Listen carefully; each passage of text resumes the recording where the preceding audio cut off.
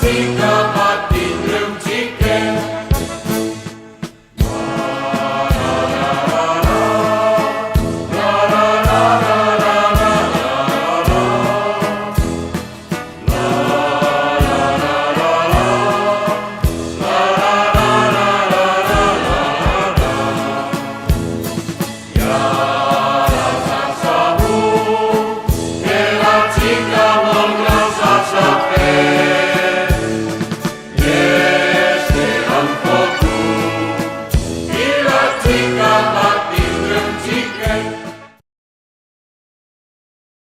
Soy Joaquín Sorolla, amigo y confidente de Vicente Blasco Ibáñez. Vicente, que ha permanecido varios años en Argentina, decide regresar a Europa, pero no a España. Vuelve a Francia. Es abril de 1914. Vicente es periodista, novelista y, por si fuera poco, político. Tiene una gran producción de novelas. Ha publicado Los muertos mandan y Sangre y arena. Abandona la política y se establece en París. A partir de entonces se dedicará a escribir.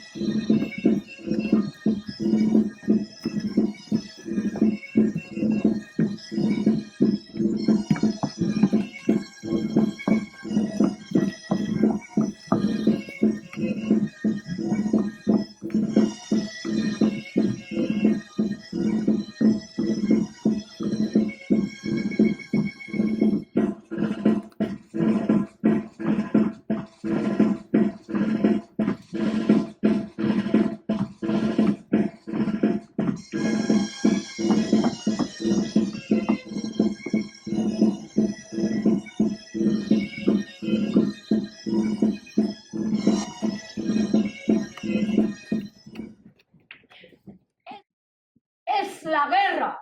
La guerra que vendrá no es la primera. La guerra que vendrá no es la primera. Hubo otras guerras. Habrá otras, muchas más. Después de la última guerra quedarán vencedores y vencidos, hombres y mujeres. Entre los vencidos, el pueblo llano pasaba hambre. Y entre los vencedores, el pueblo llano también pasaba hambre. Recordadlo, el pueblo llano pasaba hambre. La guerra que vendrá no es la primera. Hubo otras guerras. Y habrá otras, más, muchas más.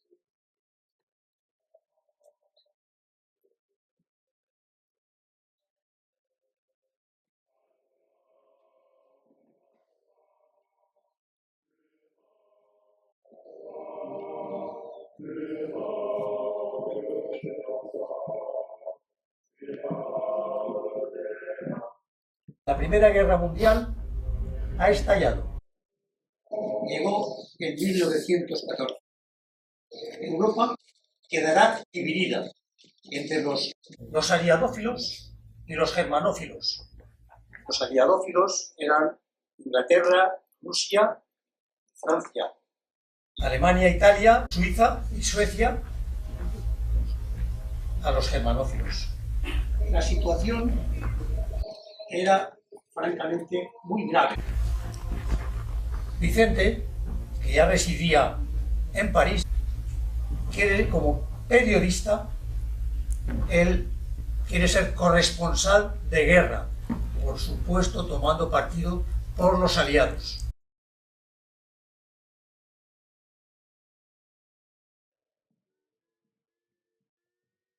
en julio de 1914, viniendo de Buenos Aires hacia las costas de Francia, el vapor alemán Friedrich August, tuve los primeros indicios de la próxima guerra europea. Al personal de la tripulación oí hablar muy eufóricamente sobre la guerra preventiva y brindar con una copa de champán en la mano la posibilidad de que Alemania declarase la guerra sin mediar en pretexto alguno. Y todo eso en medio del océano. Viviendo semanas después en el París solitario de principios de septiembre, el gobierno francés se había tenido que trasladar a Burdeos como medida futura. En el ambiente extraordinario de la ciudad casi muerta, tuve la visión de los 4 jinetes. La guerra, la muerte, la peste, el hambre.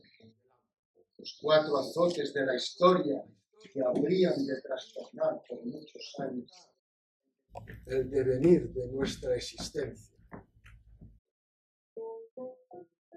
Con la batalla salvadora del Marne, una vez que el gobierno volvió a instalarse en París, conversé con el entonces presidente de la República, Raymond Poincaré. Raymond Poincaré amaba la literatura más que la política. Conocía mis novelas. Pues, de felicitarme, me dijo: quiero que vaya usted al frente, pero no como periodista. Para escribir en los periódicos hay muchos. Quiero que vaya como novelista. Vaya, observe. Su viaje quizá nazca un libro que sirva a nuestra causa. Gracias al presidente de la República fui al frente y empecé a escribir numerosos artículos que titulé Historia de la Guerra Europea del 14. De entre todos aquellos escritos y ordenándolos como mejor pude, fui dando forma a una novela que titulé Los 4 jinetes del Apocalipsis, que en principio no le di mayor relevancia, importancia, pero que después resultaría ser de éxito mundial. Se editó en 1916 en mi editorial Prometeo. España permaneció neutral con el mandato de Alfonso XIII. Con la novela Los 4 jinetes del Apocalipsis, Vicente, mi amigo Vicente, traspasó fronteras. Le habían ofrecido traducir la novela al inglés y traspasar sus derechos por $300. Cedió porque pensaba que era un buen negocio. Con los años se dio cuenta de que en Norteamérica su novela se vendió por millones. Y además, por si fuera poco, se hizo una película filmada por Rodolfo Valentino en 1921.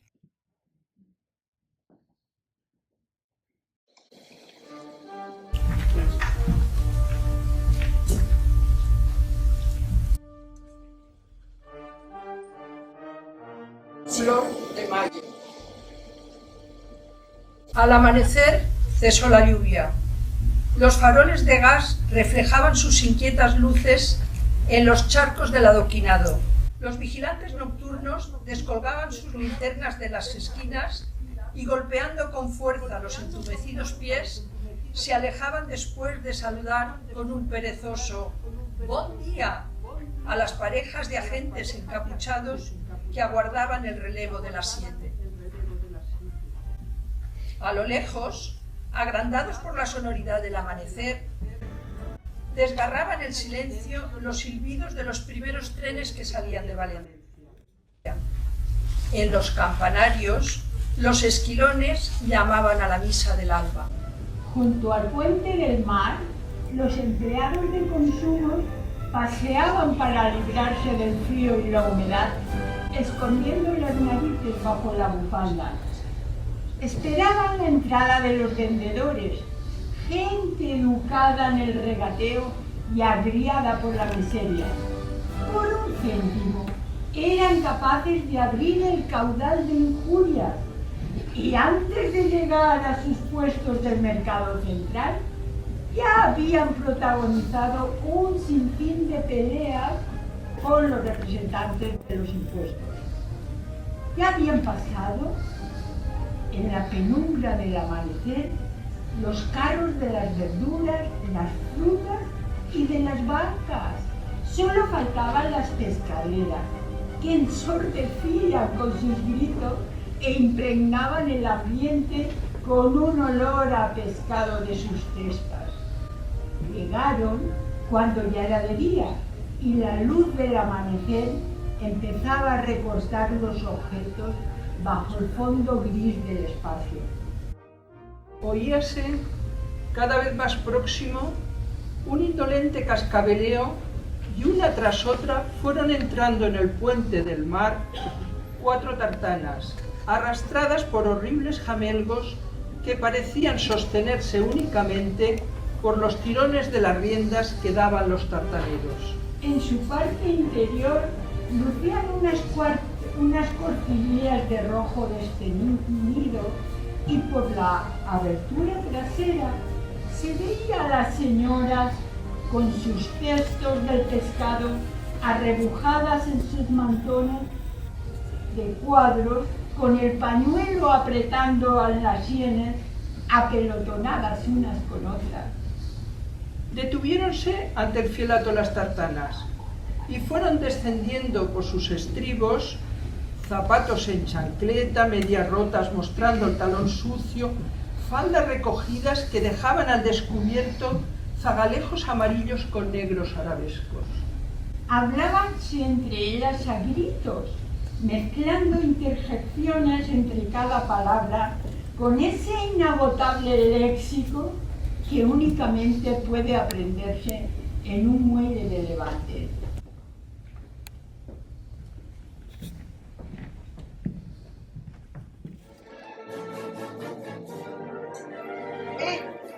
Vosotros, Cristo, a veure si acabem, que la mañanita es fresca y aquí nos congelamos. Calla, Redeu, no has vist tantes cames que ja estan atenent els més matiners. Ay, Redeu, tía, mejores, pero es que estos están dormirse. Ay, son mejor que se queden en el día. Mira, no te puedes callar, Dolores, siempre igual, bebiendo puño. Tú ni me vas a hacer callar. Hombre. Bueno, aún no ha nacido la persona que a mí me haya hecho callar, guapetona. Que no te haya doblegado tu Pascualo, el retor. Calla, mala sorra, tu mira. El Pascualo me farà a mi callar. Mira, saps què me dic? Que a mi l'únic que me fa callar el teu Tonet. I se l'home que a mi m'agrada. El Tonet es mío y solo mío. No comprometas. Això te creus tu? Has vist un perdó. Pues claro que me lo creo. Bueno, ja està bé, eh? Feu el favor de callar, que el matí serà molt llarg. I avui hi ha molta gent.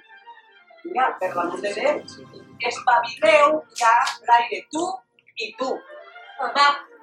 Sí. Calleu ja que ja sabeu avui, eh? Calla,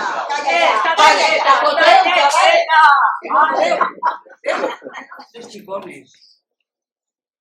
Buenas tardes. Recuerdo muy bien a don Vicente Blasco Ibáñez, el que me creó a mí.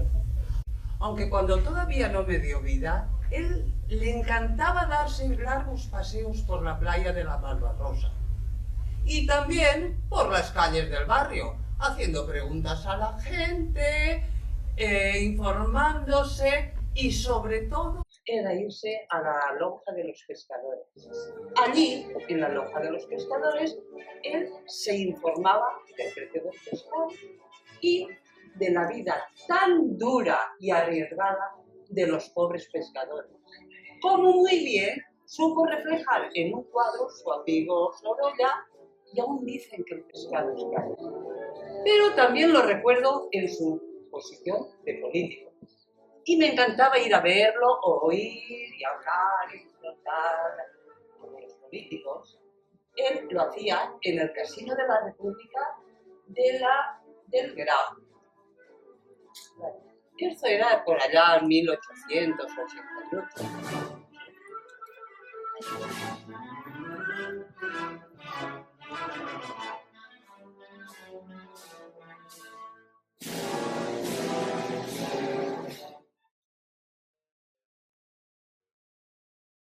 En diversas ocasiones se me pudo ver como político y como periodista por Valencia y sus alrededores. El mar, la huerta, los arrozales de la Albufera, sus gentes me atraían. Como político ocupé escaño en el Parlamento, pero lo que verdaderamente me apasionaba en ese momento era ser escritor. Flor de Mayo es mi segunda novela. La edité en 1895 cuando dirigía en Valencia el periódico republicano El Pueblo, recién fundado por mí. Tanto Arroz y Tartana, que fue mi primera novela, Flor de Mayo, La Barraca, Sónica la Cortesana, Renaranjo y diversas otras fueron escritas y publicadas para el folletín del Pueblo. Las escribí fragmentariamente, entregando las cuartillas necesarias para que pudieran completar el folletín diario. Fue aquella época de mi existencia la más quimérica, desinteresada y de mayor pobreza.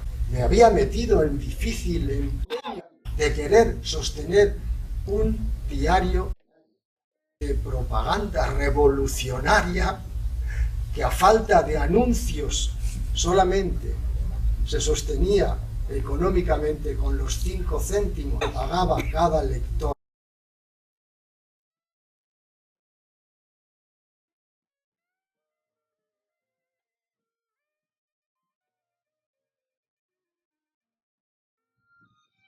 Su primera novela sería Arroz y Tartana. Luego vendría Flor de Mayo, La Barraca, Entre Naranjos. Luego, Cañas y Marco. Todas escritas en un corto tiempo y siempre tratando temas valencianos. Se da la circunstancia de que cuando se publicó La Barraca, nuestra flota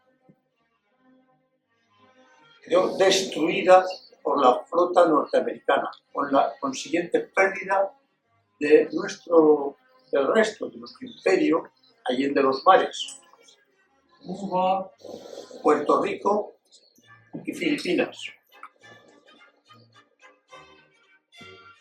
Mi querido Vicente editó un diario llamado El Pueblo, y yo le pinté un cuadro del que se sacó un gran cartel que contenía una mujer vestida de valenciana portando en sus manos unos periódicos y con aspecto guerrillero. Confío que ese cuadro se conserve y en el futuro se exponga en un museo valenciano.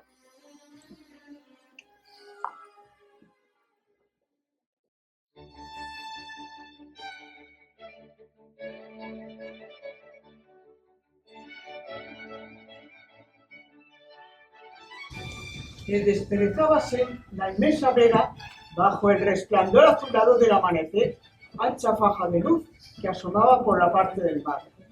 Los últimos ruiseñores, cansados de animar con sus trinos aquella noche de otoño que por lo tibio de su ambiente parecía de primavera, lanzaban el gorjeo final como si les siguiera la luz del alba con sus reflejos de acero.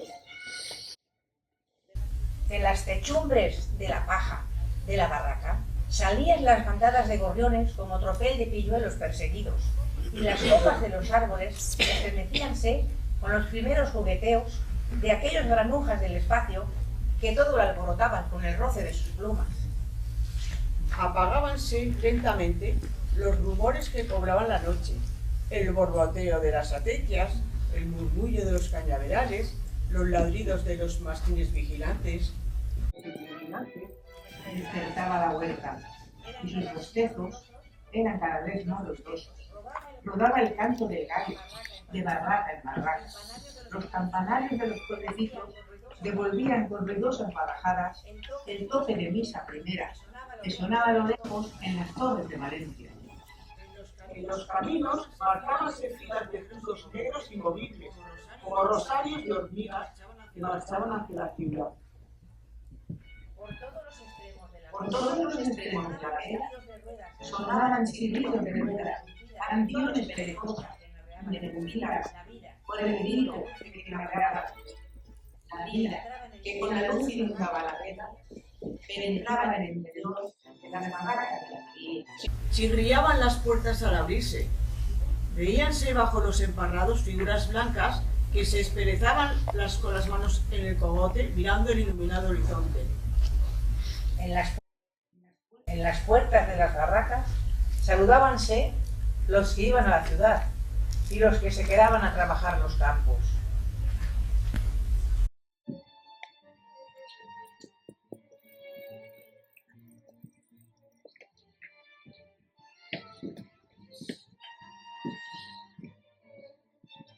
Rosarito, buen día, vos venireu. Buen día, Pepeta. ¿Te recoges ahora? Sí, me recojo ahora, que remedio me queda. ¿Y tú, ya de vuelta del mercado? Pues sí, ya de vuelta del mercado, como todos los días. Me he levantado muy temprano, sobre las 3. He cargado con los cestos de verdura que ayer recogió Tony de la huerta y medio aciertas, guiándome por la oscuridad, como muy buena hija de la huerta que soy, por el centro del camino de Alboraya he llegado a Valencia. ¿Cuánto vales, Pepeta? ¿Cuánto vales? ¿Y ahora a descansar un rato? Ahora a descansar un rato. Ojalá pudiera ahora descansar un rato. ¿Sabes lo que me toca ahora? La vaca y la hiel. Ahora entraré en la barraca. Me tomaré algo calentito, me calentaré un poquito. Enseguida cojo el ronzal de la vaca. Mi roncha, mi vaca querida. Y vuelvo a Valencia a repartir la leche a mis parroquianos. Si yo ya sé que vas a venir a Valencia por tu vaca. Lo de descansar era una broma. Y no vayas. Al grito de Gabriel salen todos corriendo con la jarra en mano. Y allá en el sur, ya están todos servidos con la leche recién ordeñada. Sigo diciendo lo mismo, ¿de cuánto vales? Oye, Tony, ¿dónde está? Tony, ahí dentro de la barraca, estará roncando, bien arrebujadito con las mantas del camastro que compartimos. Oye, pues yo me retiro, me voy para adentro. Buen día, Rosarito.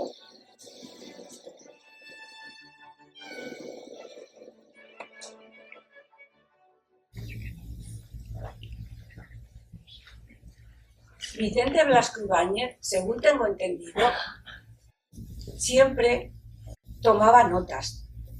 Creó a mi personaje y a Rosarito, con la que termino de hablar, y a Pimentó, mi marido, y a Batistet, y a su mujer, y a muchos más.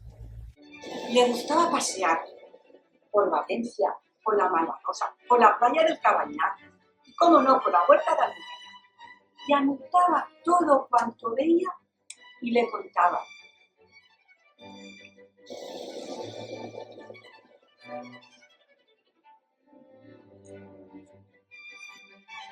Yo le vi y le oí hablar ante mucha gente en el casino republicano de mi pueblo de Alboraya, mi tierra natal, por lo que se decía, pasar el sarampión y ser republicano eran dos aficiones inevitables de la época.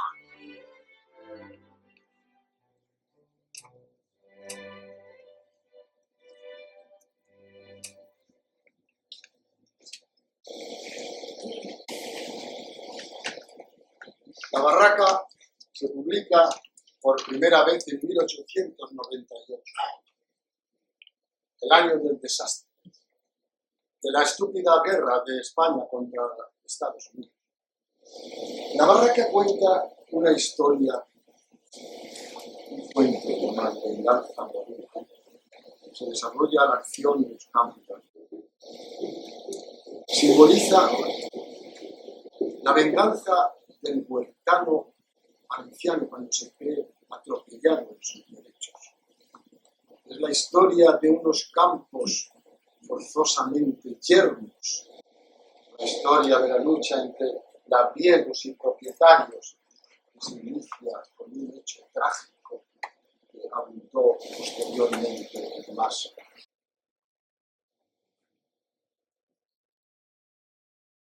La Barraca es la tercera de mis novelas. De Mayo y Arroz y Tartana, las tres de ambiente valenciano. Siendo Arroz y Tartana la más urbana. Cuenta la caída de una familia perteneciente al pequeño comercio a causa de su afán de aparentar querer ser lo que nunca podrían alcanzar.